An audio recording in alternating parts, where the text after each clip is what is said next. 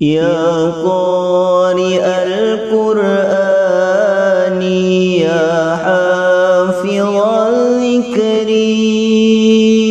أبشر بخير جناني في ساعة الحشر.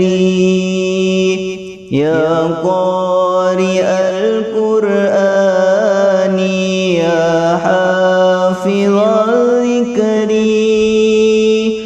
أبشر بخير جناني في ساعة الحشر.